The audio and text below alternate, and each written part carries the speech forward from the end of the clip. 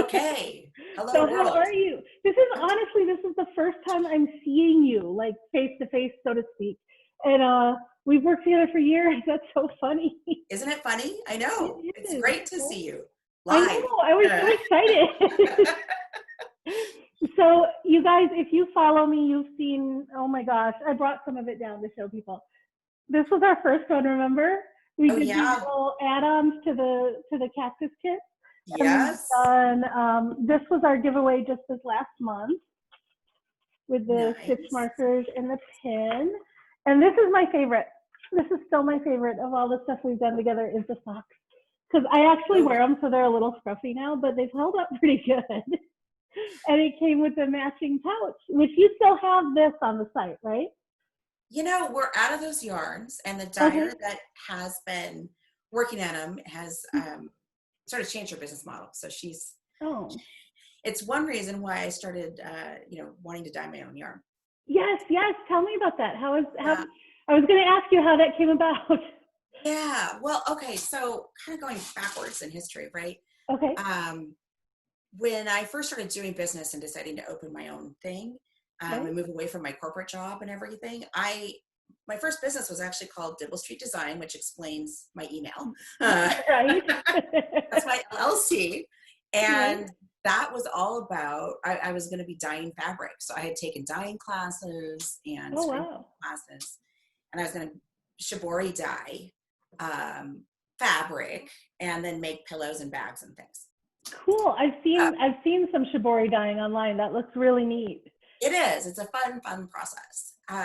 And while I was sort of getting that set up, I was listening to a lot of business podcasts, and I heard one. I think it was the When My Wife Quit Her Day Job podcast. I don't know if you ever heard that. Anyway, he was talking about people selling on Amazon, and they were reselling items and doing bundles and, making a considerable amount of money. And I thought, well, maybe I should pivot to that so I can get funds to fund my, and I kind of went down this long hole of Amazon and did all kinds of crazy things. I mean, selling moon cheese and just all kinds of random stuff. I learned a lot.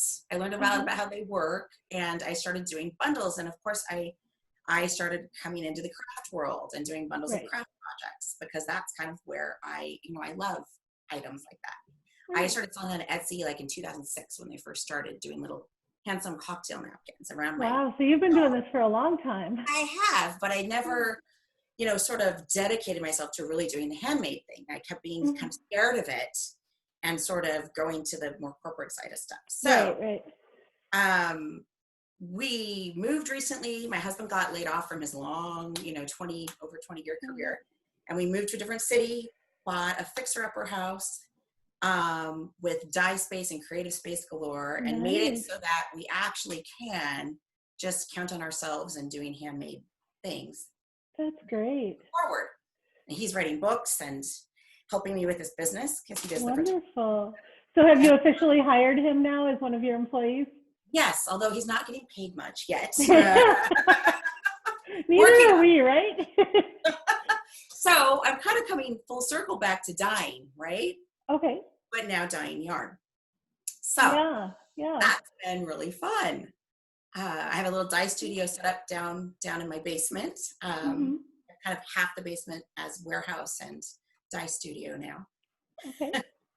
And I got some base yarn from the UK. It's beautiful. It's actually extra fine merino. 85% and then 15%. Yeah. So do you have any dye samples that you can show us sneak peeks of? Yeah, I have some yarn. Oh, you do? Yay. Show you. Yeah. This should be launching probably in a week or two. I'm waiting for yarn labels, and then we have to do the photography. But for example, here's some yarn. And that is so pretty. Thank you. This is a glazed yarn. So it's a couple of different colors layered. Okay. And it's a big skein too. That's 400 yards or so, right? It is. Yeah. That's nice.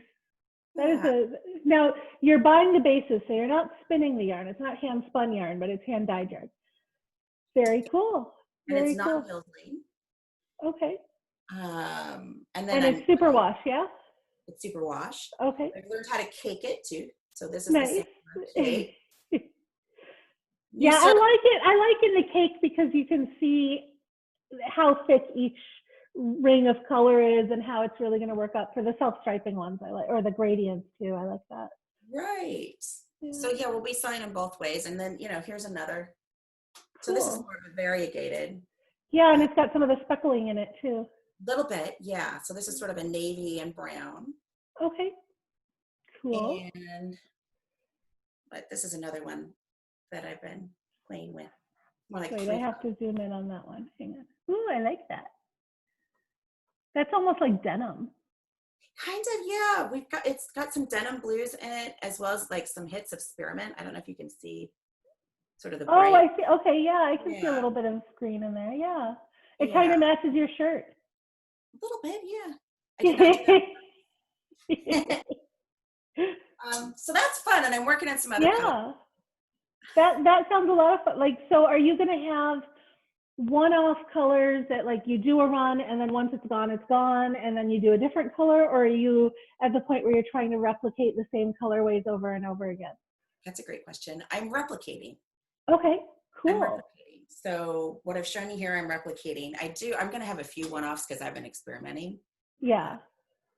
But yeah, for the well, there's always the trial runs, right? There's always that.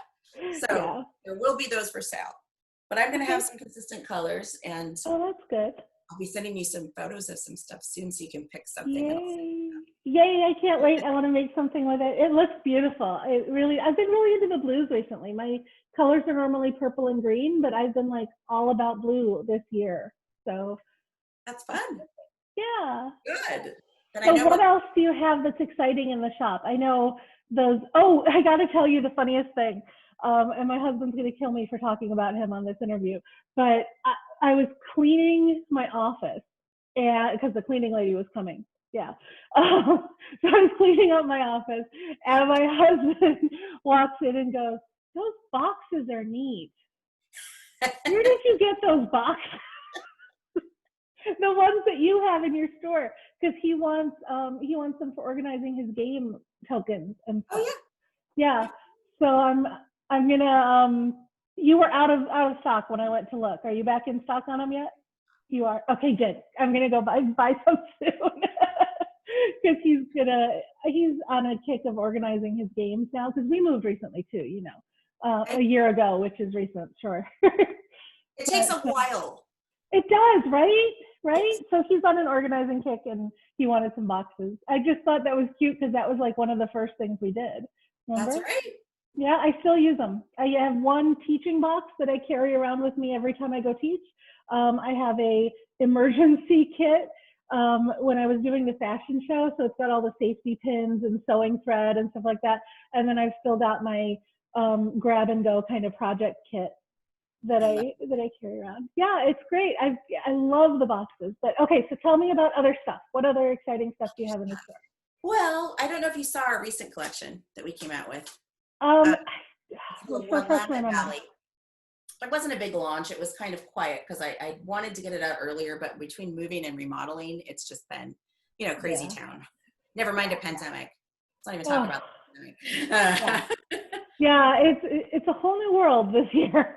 It is, right? Everything's a little crazy. So, I'm continuing to collaborate with other hand dyers, and one of them is Candy's Game in Oregon. I love them. And let me tell you about a little bit about these bags and things that we do. So, you showed the pouch earlier, right?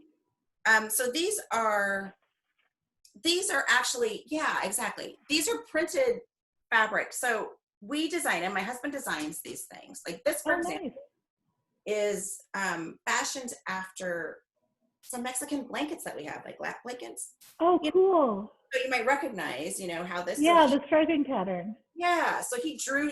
He's an illustrator and artist, and so he drew this, and then did his special stuff in Illustrator and Photoshop. Uploaded it to this company that then, when people order these, they actually print the fabric to order. Okay. With the design, like digital printing. And sew them, and they do it in the U.S. in New York and in Canada. So it's all fair trade and people Right. jobs getting paid well, creating these.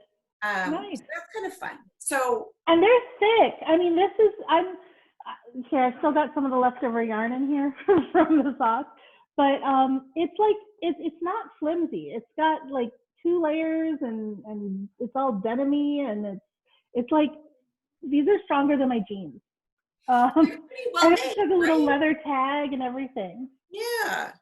I really I like was it. really impressed with them. So, we Yeah. decided to do this because, carrying all kinds of inventory is hard. It's hard if you're trying to make all that, so this is like a small company that does them on demand. And what we've done is come up with some color ideas and then partnered with a yarn dyer to match things. So like in this case, we had her do some reds and grays that have some black speckles. I don't know if you can see the black. Yeah, I did look at your new line online, and I just forgot what the theme was. But it was really pretty. So this is called Pinot Noir. Okay. And the theme is kind of, we said Willamette Valley, just with the wine and cheese. And Willamette Valley is a place in Oregon that has a ton of wineries, kind of like Napa. Cool. That's the perfect theme for sheltering at home. That's right. I'm not a wine drinker, but literally everybody I know is, and they're all like guzzling bottles of wine while they're sheltering at home. We've gone through a fair amount of wine. Yeah, my poison, and I'm probably going to lose half my followers for this now, but mine is Malibu and Diet Coke. Oh wow! I know, right? Isn't that it's like what people drink in high school when they're not quite 21 yet, and it's still my favorite. It's still my favorite, and I have a partner in crime who likes it too. So when we go to conferences, we always order that together, and everyone laughs at us. That's pretty good. That's pretty funny. Yeah, it tastes like suntan lotion, but in a good way. Right. What was that you held up? The yellow. That was pretty. Yeah, this is like the cheese. So this is the cheddar. Oh, nice. Right, with the black speckles, and then a bag that coordinates. Oh, cute. With it. Those are cool. What else do we have here? So you're still gonna carry candy skein and other dyers as well as the ones you're dyeing. Okay. Yes.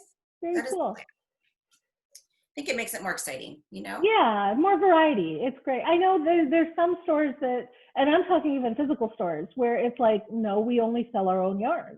We sell yarn. Why would we sell anyone else's yarn? And it's like, because people don't use just one yarn, Right? This is a DK, right? So it's a different base than I'm dyeing on right away. Exactly. So you're doing fingering to start, right? That's right. Oh, that sounded really bad. You're doing fingering weight yarn to start. Yes. One of the things that one of the new form factors we're introducing with the bags this time is this bigger project bag. Oh, nice. Okay. So this is like 12 by 7 with a 4-inch gusset. Okay, so it'll fit a couple of big skeins in there. You could probably. Okay. Well, let's see. and needles and 2, cute little stitch markers. 3. And what else?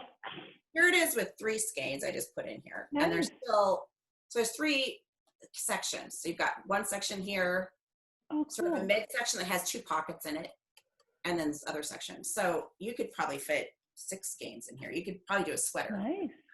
Nice. That's a good size. So yeah, it's a good size. It has the tab on it. Okay. So that's kind of fun.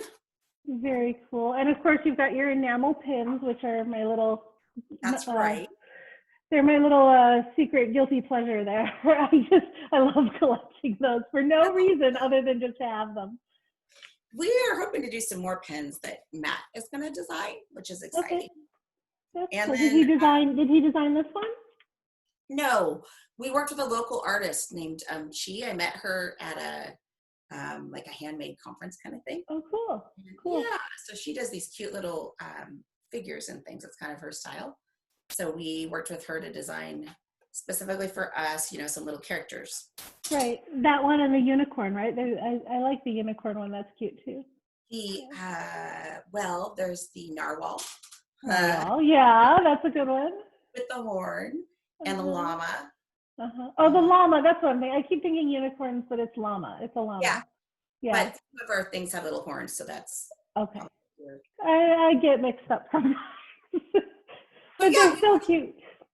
We want to continue working with other people, and highlighting makers, because that's, I don't know, I think that's what we should do, Right, it works better when we work together. Yeah. It really does. It's we can offer more, because one person all by ourselves is just one person, But we're in numbers. Okay, well, I have really enjoyed this. Is there anything else about the story you want to share before we go, or any other news? We've expanded to stitch markers, and we have notebooks and pencils. I mean, we're just trying to have lots of fun things. The pencils, you guys, the pencils are so cute. And I want to say thank you, because that was like the sweetest thing ever. I posted on Instagram something silly about how we were playing a game and we needed the score, and we couldn't find a single pencil anywhere in the house because we had just moved. And we have like 17,000 pencils, but they're all in individual game boxes. So we looked the whole house, we could find 0 pencils. I had a whole thing of pencil leads, but no pencils. And so like the next day, Gina mails me a pack of pencils, and they are the cutest pencils. They've got all these little sayings on them, and they're adorable. And I still haven't opened it because I just like looking at them, and I don't want to sharpen them because I don't want to ruin them. Okay, Pia, I'm sending you more pencils. No. Don't send me more pencils. I'll open it, I promise. We have plenty. I'm horrible. I learned that from my mom. One time I gave my mom an elephant candle, and she thought it was so cute. I inherited it when she died. She didn't burn it for like 15 years. And I ended up burning it right after. Just because I'm like, it's got to get burned at some point. And she always had said, I'm never going to burn it because you gave it to me. You could burn it when I'm dead. And I'm like, Mom. And then, of course, that's what actually happened. Oh, But no, I didn't mean that to be said. But I inherited that thing of, if it's really cute, I can't touch it. I can't play with it because I don't want to ruin it. So I have a whole stash of too cute to use yarn. Okay, you're gonna have to fix that. Right? I know. I got to get over this. That would be a good series for you. Too cute to use. Yeah, maybe I should do that. They're all sock yarns. I'm like addicted to sock yarns. So, all right. Well, I will let you go because I think we're getting off topic a little bit here. But thank you so much for joining me for the interview. And you guys check out Global Backyard. I put an affiliate link in the comments on the webinar, in the description on Facebook, and I will have it on my website after I eat some lunch. So it's only 10 o'clock where you are, though. 12:30 by us, but okay, cool. Thank you so much, and I will see you. I'm sure we'll be working together a lot more too.